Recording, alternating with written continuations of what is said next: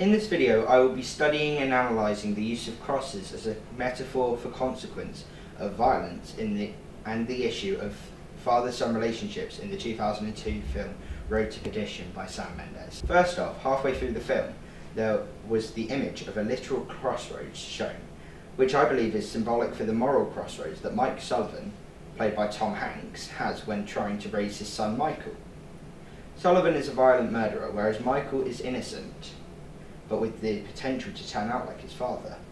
Sullivan wishes for his son to be a morally good person in an effort to somehow redeem himself through Michael. This affects him when he feels he has to steal Chicago's money in order to exact a measure of revenge and security for him and his son after his wife and other's child are murdered. Eventually, Michael is shown to be stronger morally than his father when he refuses to shoot his father's murderer, assassin Harlan Maguire, who was portrayed by Jude Law. This means that Sullivan has raised his child to a high standard and has exacted a measure of redemption for his life of crime under John Rooney, portrayed by Paul Newman. Rooney, who has his own biological son Connor, the murderer of Sullivan's wife and youngest son, played by Daniel Craig, adopted Sullivan, who acts as his enforcer at the start of the film, as his own, before Sullivan eventually killed Rooney. This early relationship makes Connor really jealous before he flies into a fit of rage and kills two innocent Sullivan family members. This shows that unlike the young and pure Michael, Connor takes after his criminal of a father and shows he is a morally void villain. The final use of crosses is a small metaphoric one in that all of the criminals act as devout Christians, seen praying at the funeral and mass, but are in fact not pure, as they act in violence for greed and self-preservation.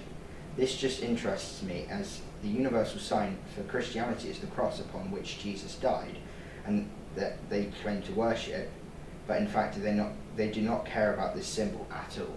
Earlier I mentioned the immediate Sullivan family, which is a stereotypical family unit containing a mother, father and two children. Family is an important theme in this film, as we are dealing with what we understand as family and the family, organised crime syndicates, as the setting. However, they do not seem to care and love each other like a family does. Sullivan lost those who really did care for him when his wife and child were killed. Families are there for each other, whereas Connor, who is shown as the other son of Rooney, was never there for Sullivan, eventually becoming extremely jealous of him and pining for his father's affection. He finally gets that affection after tearing the family apart. I found this ironic. Another example of this family's dysfunction was after the funeral, the deceased gangster's brother starts to accuse Connor of theft, presumably due to his unbearable grief. Connor resorts to killing him as a means to cover his tracks, a pattern which is later repeated in the film.